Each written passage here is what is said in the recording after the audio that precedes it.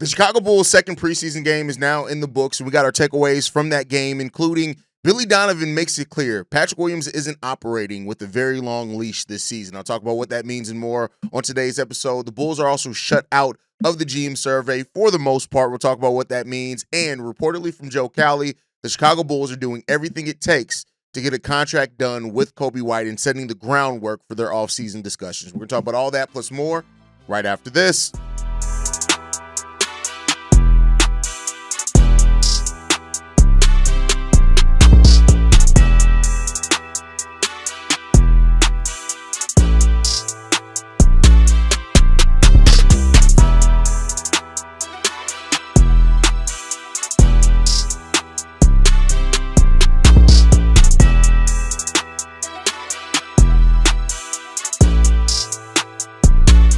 What's going on, Bulls fans? Welcome to another episode of Chicago Bulls Central, your number one spot for everything Chicago Bulls related. I'm the host there, Hayes, but more importantly, you guys can follow the channel at Bulls Central Pod on every social media platform we happen to be on. With that said, let's go ahead and get into this content for today, y'all. And yeah, we're going to start off here, man. My takeaways from the game, just kind of some overarching takeaways. Of course, I did have my post-game show where I went into details on some things, but I just want to talk about some of my takeaways overall from the first two games for the Chicago Bulls.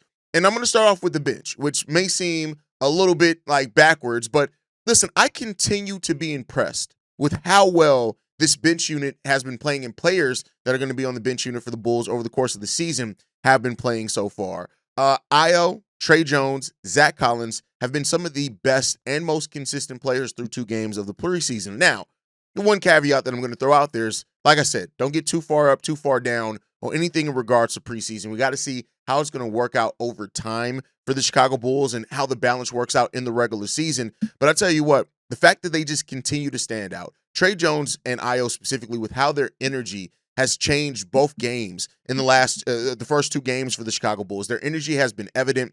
Their ability to stuff the stat sheet in a lot of different areas has been evident. Trey Jones defensively, like, I get it, it's preseason, and we'll see how it shakes out over the regular season, but Trey Jones has turned into like this pit bull on the defensive side of the ball where he just keeps coming at you. And this goes to show like how that when we talk about physicality and effort and things like that and how they become more important than, just regular old one-on-one defense. But like what Trey Jones is doing here is that he's just not backing down in any shape, form, or fashion. He's continually in attack mode. And due to him coming off the bench, you would think that he's in a position where he's going to be able to do that quite consistently for the Chicago Bulls, to be honest, right? Like, because, yeah, he's coming off the bench. He's probably going to average between 20, 22 minutes, something like that. And if in those 20, 22 minutes, he just keeps coming at you. He was cutting to the rim last night. He did that in both games, just getting to the rim. The passes that he has in getting there is not always just to score. He can stretch the floor. And this new, like, defensive, and not to say that he was bad defensively last year, because the defensive numbers for his time with the Bulls are actually, the analytics were pretty good for him defensively, but he just keeps coming at you. And Ayo, same thing, right? Like, we are developing this, it looks like we're going to have this bench that is just going to try to attack you on the offensive side and on the defensive side. Ayo attacking the rim, especially when he gets the ball out in transition, has been something special to watch so far through preseason games. And it's just been one of those things that continues to be evident that, Ayo in this role, and especially last night with Kevin Huerter being out and Coby White being out, like typically in times like that, you would see Ayo go into the starting lineup. Billy kept him on the bench, and I think it's because Billy wants Ayo to get used to being that kind of change of pace guard. When we need somebody to come in and change the tone defensively, you can do that. When we need somebody to come in and attack offensively, Ayo can do that. And so that, and then Zach Collins, credit to Zach Collins as well. Like the Zach Collins is doing what he's doing off just playing smart, not backing down physically, right? And just being that player that just is a sound basketball player. And that may sound like kind of just an oversimplification, but that's the thing that he's doing. If the three's there, he's going to take it. If he sees an opportunity to drive to the lane, he's going to take it. He's going to set solid picks. That's another thing that he does well, and he passes well coming off those picks. Zach Collins does some really good things out there. So you look at those three players, they've already continued to stand out. And then you add Kevin Huerter to that bench, because I do think Isaac Okoro has set himself apart in that battle for that starting small forward. So I think he's going to be the starting small forward. And so you add Kevin Huerter to that and his ability to stretch the floor, his passing, right? His ability to come off screens. He didn't shoot the ball too well in preseason yet. You kind of expect that to come around for somebody who's been such a good career shooter for Kevin Huerter. Now, in defense, or I guess not in defense, but he's also had times in seasons where he hasn't shot the ball that well. So, we'll see what Kevin Huerter that we get. But if you add those 4 players, right, and those are already 4 players that I thought were already locked to be in the rotation. But if you get this play that we've seen, and it's preseason, so take it with a grain of salt. But if you get that from these players, and Kevin Huerter as that shooting, whoever that 10th bench guy is, whether it's P. Will or Jalen Smith, or if it ends up being Dalen Terry some games, or whoever it ends up being, Javon Carter, who I got to give credit, Javon Carter's played really good in some garbage time so far.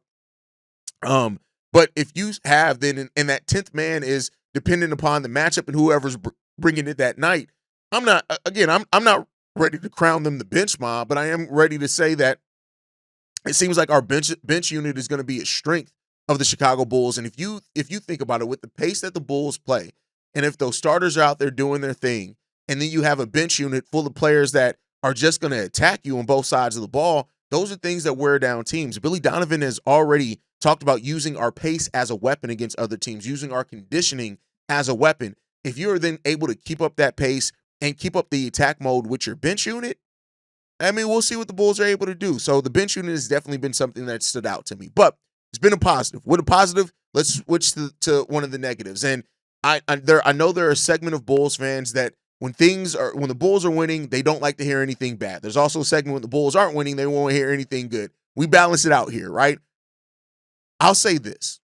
The lack of energy from the starters is a concern. And it's a concern for a couple of reasons. It's been something that has plagued the Bulls before. If this was just this preseason thing, I wouldn't necessarily harping on it as much as I'm about to, but because it's been something that has really plagued this team, and I'll get into the details of that, it is a concern for me. When you look at it, through the first 2 games so far, the Chicago Bulls were down by 11 to the Cleveland Cavaliers in the first preseason game, right? They committed 8 turnovers and only forced 3 in that time. And then Cleveland racked up 10 assists and made 18 baskets over that time, right? Then you look at game 2. It didn't really start off any better. The Cavs got out to a 7-0 start for the Chicago Bulls, which then turned against the Chicago Bulls, which then turned to a 12-2 run in less than 3 minutes. They put up a 12-2 run in less than the first 3 minutes of this game. And of course, Cleveland Cavaliers were shooting free throws, in that game early on too. The Bulls were also fouling. Now, the Cavs are a legit contender. And so, maybe there's reason to kind of not worry about it as much because the Cavs are a legit contender. Again, we're not necessarily looking at the result, but the trends. But that slow start for the Chicago Bulls is something that's definitely concerning. And then when you factor in this, last season, for example, the Chicago Bulls were outscored by 3 points per game in the first 2 quarters of the game last season, which was 26th in the NBA. They were bad in that one. And if you look at it, that forced the Chicago Bulls to be one of the best second half teams in the league. The Bulls were the 3rd highest scoring team in the second half in 2024-25. They had to average almost 59.9 points over the last 2 quarters. And we saw some of the late game rallies by the Chicago Bulls last season and things like that. Now, for what it's worth, we've had no Coby this preseason at all. No Vooch in the last preseason game, and Josh Giddey didn't play a lot in the first preseason game. So maybe this isn't as big of a concern, but it is just something that I feel like we have to point out and we do have to talk about because it's something that's standing out. And the starters continue to kind of start the game off with not the energy that you really want to set a tone early on in the game. Now, that could be balance thing, that could be pacing themselves. That can be that they know they're not going to be playing, a lot of minutes. So, it is what it is. It could just be preseason. It could just be that they understand it's preseason. And so all those things are possibilities. And it's why I'm not like going too far into it to it's not too big of a concern right now, but it is a concern, if that makes sense, right? It is something that I'm looking at and I'm a little worried about because, the Bulls just have to do this consistently. They have to get in there and get this done. And they aren't yet. And those slow starts, especially in the regular season, especially and not it's not just because it's slow starts, it's turnovers, it's fouls. All 3 of those things starting off for you can be very difficult to rebound from. Very, very difficult to rebound from. So, we'll see what happens there. But it is something that's standing out so far, and it is something that I did want to raise as a concern, right? But outside of that, I will say this. the battle for the 10th man spot, and I talked a little bit about this when we were talking about the bench unit, it does seem like players are taking this seriously. Now, Dalen Terry didn't shoot the ball well at all yesterday, but he had a high plus minus because he was active defensively, active on the boards, finding ways to impact. And as a 10th guy, you don't mind that. But one of the guys that are fighting for that 10th guy in the spot rotation is Patrick Williams. And Billy Donovan's comments after the game in regards to Patrick Williams, I tell you what, to me, this sounds like a player that doesn't have a long leash. Now, if he's playing well, I do think he's going to be given an opportunity. But Billy Donovan was asked about P. Will, and he said this. When you talk to Patrick, he's a guy that assumes responsibility. I talked to him even like his rookie year when he was going through some things where he had to learn a lot. I tell all these young guys the same thing. There's a certain amount of runway you end up having, and that runway kind of ends, and it's like, okay, you've got to step up. It's like an old adage. Oh, it's talent, then it's potential. Then over a period of time, it's like the potential thing, there's a runway here. It's like year 6, year 7. He can carve out a really good niche for himself as an NBA player. He's really good defensively. He can play with a consistent motor, but can he play with a consistent motor up and down the floor? I think he knows that coming from within himself, he really wants to do that. You can tell he's tried to focus on his conditioning and being really in shape, and we talked a lot about that. He has to accept the fact that he knows what needs fixing, and he wants to make that step. That's what I've heard from him. I mean, while it's not damning, it's not like Billy Donovan's out there like doing what Eric Spoelstra did to Khalil Ware, which ended up winning because Khalil Ware has played really good since then, right? It's not that, but it does paint like when you talk about it's potential, and then we're in year 6 or 7, like that's direct, right? Like, yeah, we've talked so much about it being potential for P. Will, but at some point it has to be something realized that we can bet on. And Billy Donovan even saying like, yeah, you can carve out a niche for yourself. That to me says that that's from a guy that that's quotes from a coach that's like, yeah, we have a role for you if you're playing well, but it's not like you're going to be prioritized on this team. And that leaves the door open for a lot for P. Will, right? As far as if he plays well, there's something there. If he doesn't, then P. Will cannot be in the rotation. At the start, before this preseason started, there were a number of fans, and rightfully so, I'm not judging you for it, that said things like, oh, well, P. Will is going to be in the rotation. There's 18 million reasons why. I'm telling you right now, and I said it then, I don't think those $18 million dollars on that contract is going to be why he plays or why not. This is a team that seems like they're focused on winning, and they're focused on whoever brings what they need and that helps them win games. That's the players that they're going to focus on, and that's who they should focus on, to be 100% honest with you. So we'll see what happens with P. Will. At this point, it's all on him, and that's exactly what we heard over the course of the offseason. So we'll see what happens there. With that, I want to get into the next topic, though. The annual GM survey came out, and the Bulls didn't receive the best votes. The team received a single vote for Josh Giddey being the most underrated move of the offseason, and then Modest Buzelis received a single vote for which rookie will be the best player in the league in 5 years, right? That was it. That was it. So we'll see what happens there. Now, when you look at it as well, Wes Unseld did receive one vote when asked for the league's top assistant. And, and that's great. But the Bulls didn't get a lot of votes here. And I've seen some Bulls, pundits and other things already take this as like a victory lap, meaning that the Chicago Bulls aren't going to be good this season. That, and then paired with the preseason predictions for the Chicago Bulls. And here's what I'll say. And I'll go to this, and I'll say this all the time. It gets me some pushback at times, but I welcome it all, right? Is that for people that say things like the same pundits, the same writers, the same content creators that talk about Modest Buzelis and say, hey, he's the hope for this team. We got a hope for Modest. We got a hope for Noah, whatever it is. But then every time anything that remotely could be painted as a negative late on this team, they jump on that, right? I get it that this team has not had the greatest success over the last decade, and it's frustrating. It's really fucking frustrating as a fan to watch this team and this storied franchise be where it is, right?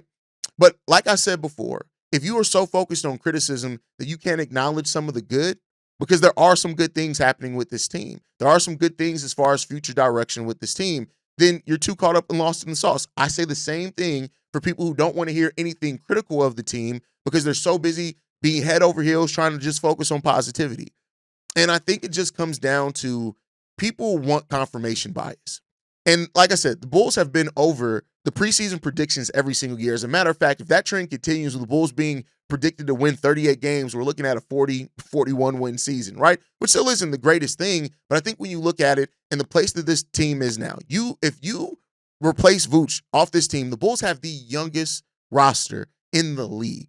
And if you were able to get to a place to where not only did you match your win total last season from the season prior to that, when your team was built mostly around veterans and 30-year-olds, if you now exceed that, and that's a direction as far as you moving forward. And I know people don't like to see that because some people have it so wrapped up in their head that if you're not tanking, it means that you're not moving forward, which really is an asshole-ass backwards way of thinking. I get what it's rooted in, but it's really just an asshole-ass backwards way of thinking, right? Because then it becomes about you can't evaluate what's happening here objectively because you are so focused on, oh, well, they got to tank. If they're not tanking, if they're not doing this, if they're not doing X, Y, Z, then what are we doing here, right? And I think the path is clear. This Bulls team is letting things happen organically. Now, that doesn't mean that it's gonna pay off and into where we're gonna ultimately reach the place that we want to be. I'm not saying that, but tanking doesn't guarantee that either. All tanking does is really remove your expectations from the team. If you go and look at some of the best players that are in the NBA right now, a lot of those guys weren't very high lottery picks. They weren't number 1, number 2, number 3. Right now, you, of course, have your guys that are really damn good and live up to the hype. And the 2026 draft shapes up to be very, very deep. Make no mistake about it, right? And so we'll see where this team shakes out. But the thing that I always ask and I always go back to is if you, and this is where the confliction lies at. If you think that this team is so bad, then that would mean that you think we're going to have a lottery pick, right? In a deep draft. If you think that this team is that, then let it play out, right? The whole mindset of the varying degrees of view on where the Bulls are right now through different segments of the fan base it's polarizing. It is what it is, right? It's gonna be what it's gonna be. We have no control over that. But I say this, right? I'm not worried about the GM survey. That it is what it is. That it's not like that shit is a 1-for-1 and comes true every single year. I'm not worried about the preseason predictions by ESPN, Bleacher Report, or any of those. I'm worried about what I see about this team each and every day. And I'm not caught up in what the narratives are around this team because guess what? If you're watching the games, which most people are, if you're watching these games, the narrative, the thing what this team is going to be clear. Now, if you choose to be blind to that, whether it positively or negatively, if you choose to be blind to whatever, that's on you, right? That is on you. This team is not above criticism at all. But just because it's not above criticism should not mean that as people, as content creators, we should be above acknowledging the things that are going in the right direction for this team. That's just my personal opinion. You guys can let me know how you feel on that down below. With that said, let's get into the last topic for today. According to Joe Cali of the Chicago Sun-Times, is that the Bulls are working towards leading down a path of signing Coby White long-term, right?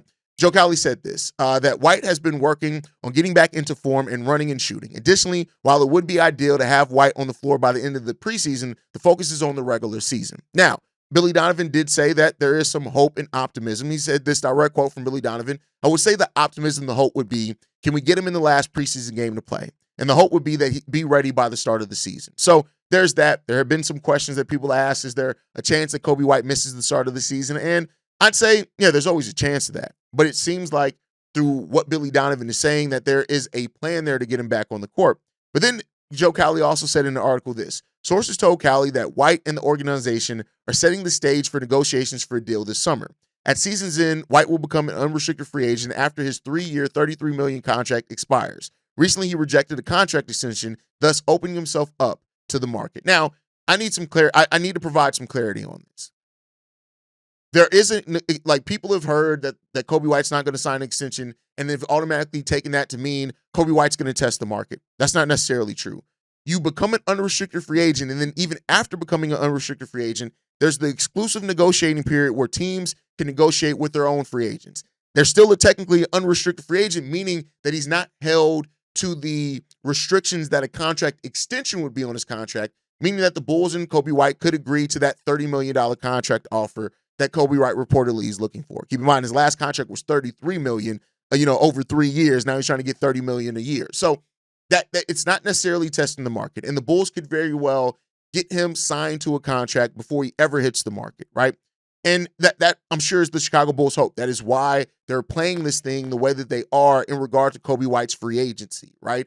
And we'll see what happens there. Hopefully the Bulls can get that done. Not to say that I'm worried about Coby White. Like, Coby seems to love it in Chicago. Coby seems to be a very genuine guy. Every time he's asked about his contract, he's very, straightforward in regards to that. They'll handle that in the offseason, those type of things. He wants to be in Chicago. So I'll take Coby at his word there. But I do think the Bulls prioritizing Coby White's health at a time like this is important. Making sure that he understands where his role on this is important. All those type of things are important for this, right? And the Bulls doing whatever it takes to re-sign Coby White doesn't surprise me. I know that there are going to be some Bulls fans, no, let him walk, trade him, the value's high, all that type of stuff. But it seems like that keeping Coby White in Chicago is a priority of this team. And I think it's because they don't want to lose the forward momentum that they have in what they're building with this roster. I know people like to say that replacing Coby White is easy. It's not. It's just not. When you look at what he does, not just scoring, what he does creation-wise, what he does rebounding-wise, but the bigger question is the fit next to Josh Giddey. Now, for what it's worth, we've heard from Coby White out his own mouth. He spent his offseason trying to do things and learn things to become a more natural fit with Josh Giddey. We haven't gotten to see that yet, but if that ends up holding to be true, then yeah, I'm fine with that being the backcourt of the future, right? So we'll see. Overall, I don't think anything Cali reported here should be earth-shattering or surprising to most people. The Bulls are going to want to keep Coby White here in a Bulls uniform, and that just is what it is. But that's my time for today, guys. Thank you guys so much for tuning in. Make sure you guys are following us at Bulls Central Pod. You can send us any feedback, questions, comments, concerns, bullscentralpod@gmail.com. Lastly, if you want to leave a text message and our voicemail for the mailbag, the number to do so, 773-270-2799. We are the #1 spot for everything Chicago Bulls related, but that is thanks to you, lovely and beautiful people. And like I like to end every episode on, go Bulls. Love you guys. See you right if you can, y'all. Peace. This has been a presentation of the Break Media.